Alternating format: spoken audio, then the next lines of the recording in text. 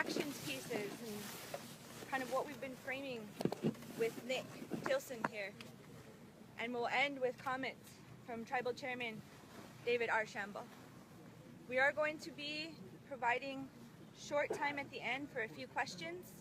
The panelists will be available afterwards on an individual basis as they agree for press to visit with one-on-one.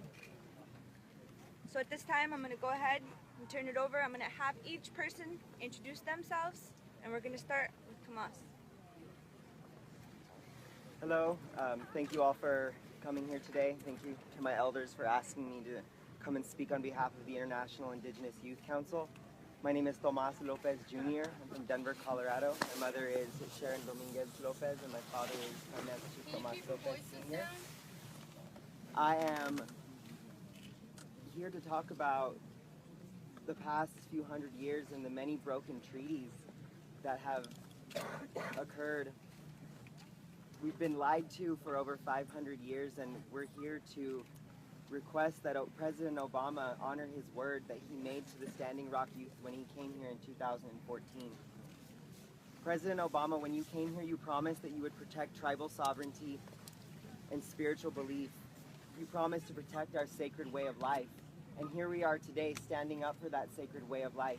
And where are you? You are in silence. You mentioned nothing on your Thanksgiving Day. You spoke nothing of us or to us. Many of our council members on the International Indigenous Youth Council, if not all of the members on the International Indigenous Youth Council, have experienced the brutality that has come from the Morton County Sheriff's Office and also the National Guard, from broken limbs, injuries from flash bombs, internal bruising, and the everlasting consequences and results of PTSD. I'm asking you now, President Obama, if this were happening to your daughters, Sasha and Malia, would you say something? Or would you stand in silence and let them brutalize your own children? On behalf of the International Indigenous Youth Council and our allies and all youth around the world, we are asking that you step in now and assist us in stopping the Dakota Access Pipeline.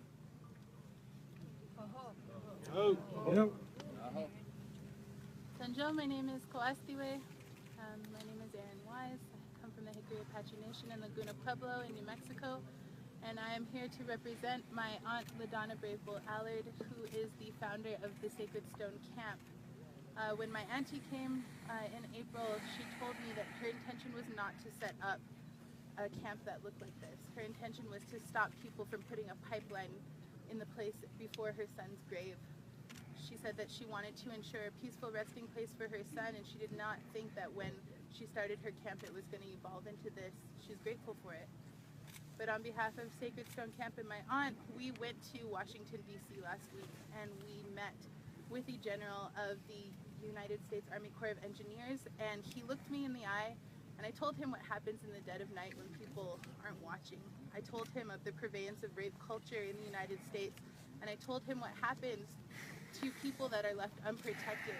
Right now, our land is to be left unprotected if we are to leave this space. And being a woman that has survived sexual assault, I just want to say that we are not going to allow that to happen to our mother. We stand with all women who have been hurt, but we especially stand with our mother, who is continually hurt and sanctioned by the United States government. That hurt is a continuance of the hurt that has been brought upon us for the last 500 years. We're not going to stand for it anymore. I also want to say to President Obama that, in light of what Tomas said, the Indigenous youth are calling upon the United States government for protection. They are begging for people to start caring about them. We have 3 times the national rate of suicide in any other community. We have children that are killing themselves every single day because they want to be a part of this country so badly, but they are continually ignored. And my aunt, who stands behind our youth councils here and who is a grandmother and a mother herself, she does represent the sacred here, and the children are what we need to protect. We need to think about them going forward. And I think that the U.S. Army Corps of Engineers needs to remember that these are children that we are protecting, and that if they continue to support Morton County and the North Dakota state government, that they are not protecting the children and that they are responsible for. I would just ask that whoever is watching this that is in power, you remember the children, and you remember that we, as sacred people, as prayerful people, will continue to make our stand.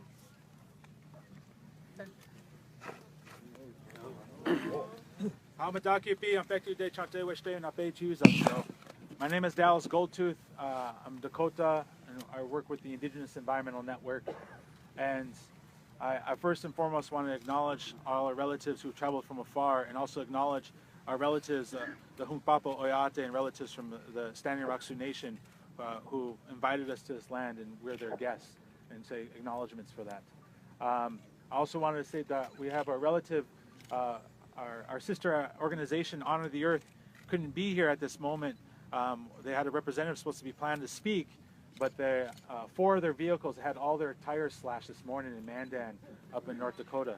And so their vehicles are incapacitated. And it just demonstrates the environment in which we are in right now. This letter by the Army Corps of Engineers is just a disgusting continuation of 500 years of colonization and systemic oppression. And it's absurd for us to see such a declaration the day after Thanksgiving. But that's the state of the affairs that we are in. It doesn't matter whether you're Dakota, Lakota, Nueta, Sanish, or Cheyenne. This is the land our ancestors are from. This is the land where our ancestors dreamed of our existence, of our songs, and of our future lives. And in defense of those dreams, in defense of our ancestors, we stand strong. We stand strong to protect the sacredness of Mother Earth. We stand strong to defend our rights as Indigenous peoples. And we stand strong to defend our territorial treaty rights as Oceti, Sakowin, Oyate. That's the stand that we make, and we continue to stand by that. This movement that you see before us is not a movement of hate, but just a movement of undying love for our land and our people in the water. And that's what we're here for, and that's what we'll stick to. So thank you very much. Madakapi, Chantewashte na Bechudapu. When we trust Machapi, government Chajeki, Isaac Weston Machapi, Oglala Matahan, Inawaiki, Gilmastans, Adewaiki, Ernest Weston Senior Macha, Echiapi. I'm of the Great Sioux Nation, and I represent my Oglala Lakota people. We've started, we brought back the Oceti Sakowin, and the fire is lit. And there's representatives here from all 7 council fires. And our biggest concern is the Army Corps and the United States government needs to honor our treaties. From the 1851 to 1868. 1868, our boundaries go to the Heart River, just north of here. So these are our lands, and we have treaty Indians here who are here to enforce that treaty. And the Army Corps of Engineers, they aren't our landlords. As it states in the treaties that us, as the Oceti Sakowin, the Lakota, Dakota, Nakota people, we are the wardens of the land. This is our land. They can't remove us.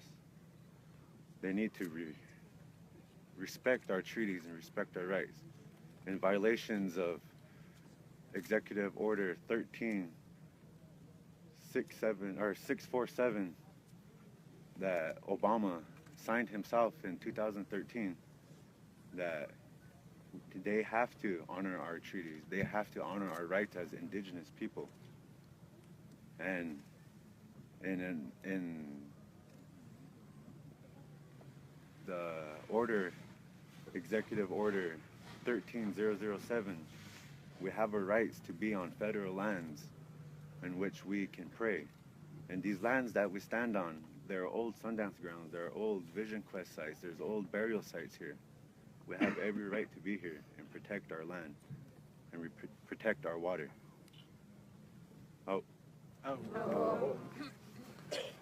Hamadakiapi, Chante Washte Nape Chuzapalo, Nick Tilson Amachapi. My name is Nick Tilson. I'm from Porcupine, South Dakota on the Pine Ridge Indian Reservation. Oglala Lakota, father of 4 children, and I'm here representing the Indigenous Peoples Power Project. We've been here since August, helping the camp ground ourselves in nonviolence and in nonviolent direct action. To date, we've probably trained over 3,000 people in this camp in nonviolent direct action, because nonviolent direct action is connected to our Indigenous values of prayer, and we were told in ceremonies that we needed to continue to do what we do, founded in our Indigenous values and founded in nonviolence, founded in prayer. That if we stay nonviolent, we stay prayerful, that we will win. And I would like to remind Morton County, remind the Army Corps that we are unarmed. We've been unarmed and will continue to be unarmed. We are only armed with our prayers. We're armed with our bodies. We're armed with our faith that we have, and we're here to make a stand. And every time that we have done action, every time we have taken action, we've done it based on these values. And we will continue to do it based on these values. But we have been met with aggression. We have been met with violence. That violence has been put upon us. And this eviction notice continues to show the United States government and the Army Corps of Engineers and Morton County's ability to escalate to a point of violence. That's not our goal here. Our goal here is to stay peaceful, to stay prayerful, to stay focused on what we're here for, and that's stopping the Dakota Access Pipeline. And they have an option. In the next 10 days, we are calling for them to deny the easement, to permanently stop the Dakota Access Pipeline through treaty lands. And this camp will continue to be grounded in prayer, in nonviolence, in nonviolent direct action.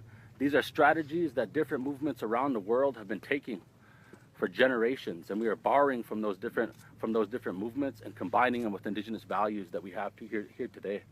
And so we ask that Morton County and the Army Corps of Engineers be honest, tell the truth. When they see us coming forward, when they see us at these actions, when they see us making a stand, they see us in prayer, they see us peacefully, but they have been acting aggression upon us.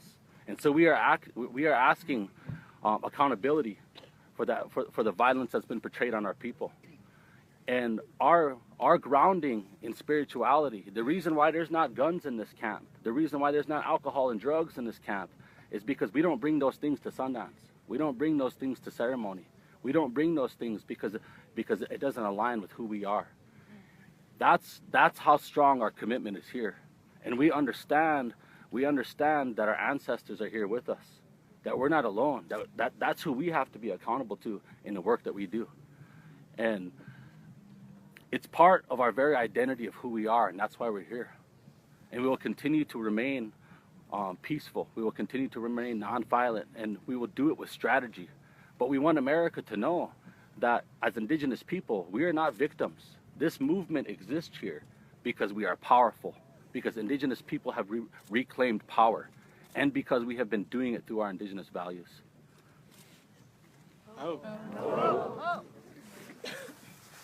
I just want to thank everybody.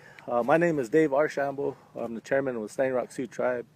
And I just want to thank everybody for their continued commitment, continued sacrifices that they're making to build the awareness that is happening. When I got the letter from the Corps of Engineers, the first thing I read was for public safety. You know, the Corps of Engineers is saying that the environment, or the weather, the weather's coming, the harsh winters, so they're aware of that. And then the continued confrontations that are escalating with between the law enforcement and water protectors is becoming more and more unsafe, and some serious injuries are starting to take place. So because of that, they sent a letter, and if they want public safety, the best thing for the federal government to do is to deny the easement. The best thing for the government to do is to step back and really analyze what has happened with the environmental assessment. When you look at the environmental assessment, all you're taking a look at is Earth. When you go into a full environmental impact statement and review what's happening, you take people into consideration. And what's happening here is people are lost. You know, they're taking the environment as being more important than human lives. And we have an escalating situation where safety is a concern for everybody. We need to realize that and understand that. So to stop this all, what we need to do is to ask the federal government, ask the President of the United States to deny the easement and to continue to stand behind his words when he says we need to recognize the treaties. So this, and what I think is happening is they're giving us notice because they want to reduce, the Corps of Engineers wants to reduce their liability when something serious happens. If they're going to reduce their liability, they're going to push it off onto somebody else. So they sent this letter out, not just to me, but to all the Great Plains tribes. All the Great Plains tribes got this letter, so the responsibility of what takes place, and I'm not worried about it because I know what's happening here is in prayer. It's in peace. And as long as we continue to stay in prayer and in peace, we can accomplish a lot of things in life. As long as we stay united and with prayer, there's nothing that we can't accomplish.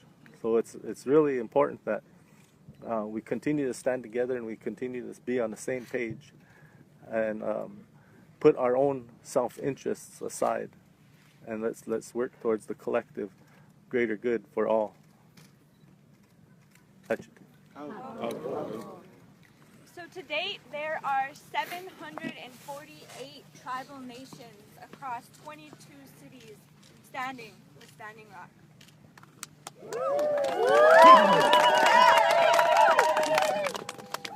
We are asking people, perhaps one of the most important things that they can do, if they can't be here, is to pray.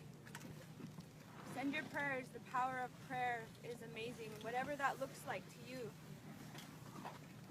We have the ability for people to pitch into our cause here by going to standwithstandingrock.net. Contribute to the tribe. Go to OcetiShakowincamp.org and contribute to this camp. SacredStoneCamp.org if you want to contribute to the original camp. These are places that people can go to get updated information. You can go on our Facebook pages, Indigenous Rising Media, and follow and share the reality of what's happening and not the propaganda that continues to be perpetuated by the Morton County Sheriff's Department in their violent and criminal human rights abuses against peaceful Native people and our allies that are simply doing one thing: protecting life. Mini Wichoni! Mini Wichoni! Mini Wichoni! Mini Wichoni! Mini Wichoni!